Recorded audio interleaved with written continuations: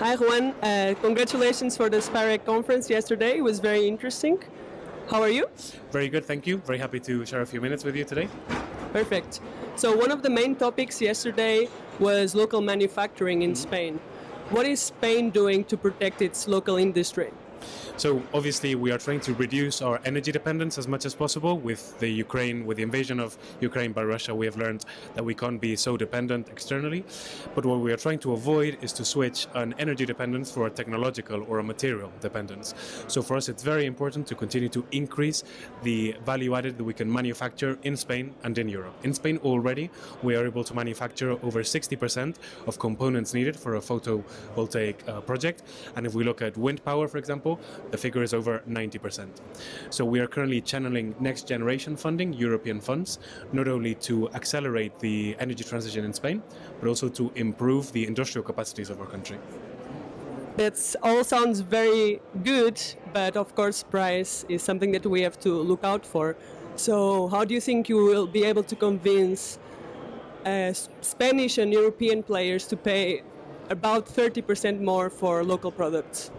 I think before COVID and before the invasion of Ukraine by Russia, we were talking about sometimes prices for euros or cents of euros a kilowatt, and we were really trying to we were competing in a different context. I think in the last few years, in the last few months, we've understood that scratching a few cents here and there is a lot less value than being able to guarantee other things. For example, being able to know where your materials come from. Are they compatible with human rights, for example? Are they compatible with international trade? Or are you depending on an external supplier that, okay, today is very cheap, but tomorrow is not even there, or tomorrow, because it's the only one you are depending on, suddenly the price is going to multiply by 2, by 3, or by 10. So the fact that we are able to have European manufacturers, Spanish and European manufacturers, even if that's at a slightly higher price, the value that adds when you look at the whole life cycle, it's probably worth it. We need to be able to have companies and society understand that renewables are already the cheapest form of generation, and we can afford to not, as I was saying, scratch the last few cents, the last few euros out of every kilowatt, out of every megawatt, if we are able to have long-term certainty that we will be able to do the energy transition.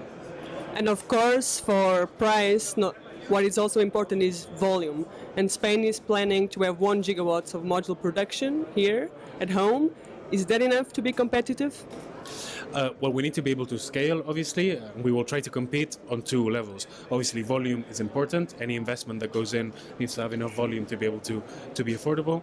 We're also looking at innovation. We need European and Spanish technology to be very competitive. Also, technologically, we need to be at the forefront because we know that that is what Europe does best. European industry, European technology does best. So we need to continue to compete also at the technological level. Fantastic. Thank you very much for your time. Thank you very much.